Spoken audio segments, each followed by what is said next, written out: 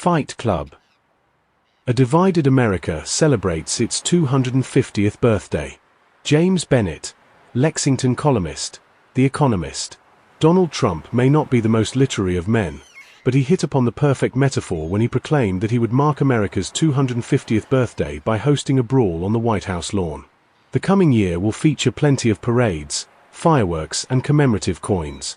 Yet the octagon cage to be erected on the South Lawn ahead of July 4th, and the ultimate fighting championship bruisers who will grapple within it, will best represent the state of American society, at least as channeled through its politics, in the second year of Mr. Trump's second term.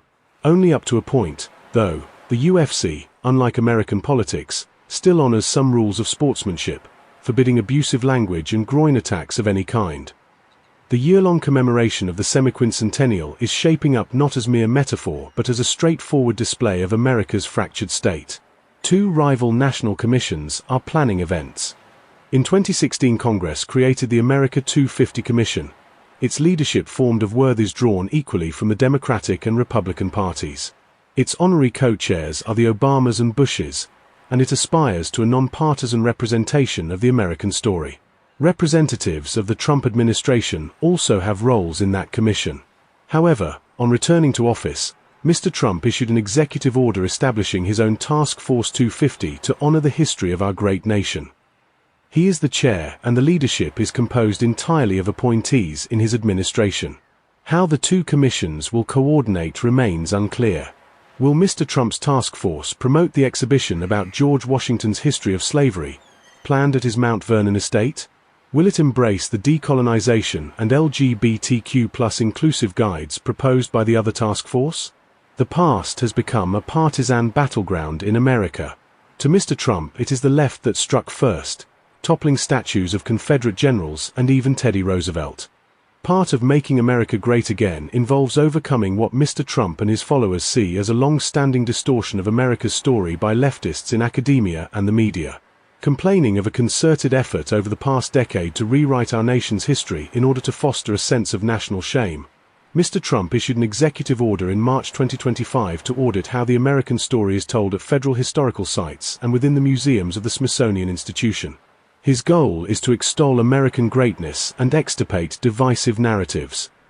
In September, the Washington Post reported that the administration had ordered the removal of signs and exhibits related to slavery at several national parks.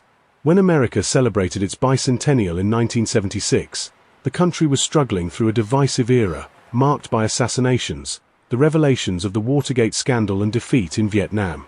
Trust in government had collapsed from 77% in 1964 to less than half that level.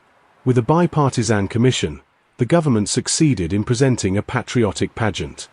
A freedom train carried foundational documents of the country and evidence of national achievements, such as moon rocks, from town to town, and a flotilla of tall ships sailed into New York's harbor. President Gerald Ford, locked in a difficult presidential campaign, relished the celebration. Ford exaggerated when he later wrote that, thanks to the bicentennial, the nation's wounds had healed. But at least it came under criticism from both the left and from the right. Distrust in government was then a bipartisan affair. It has since become deeply polarized, with supporters of the party in power having a far higher opinion of government competence. Back in 1976, America's institutions were much healthier, too, from Congress to the courts to the news media. And the Ford administration had less imagination than Mr. Trump's. Even such an ambitious official as Henry Kissinger, then Secretary of State, told Ford there is nothing we can do about the past. Mr. Trump would never settle for such defeatism. He may not be the reader Kissinger was, but he seems to have a firmer grasp of George Orwell's dictum that whoever controls the present can control the past, and that whoever controls the past controls the future.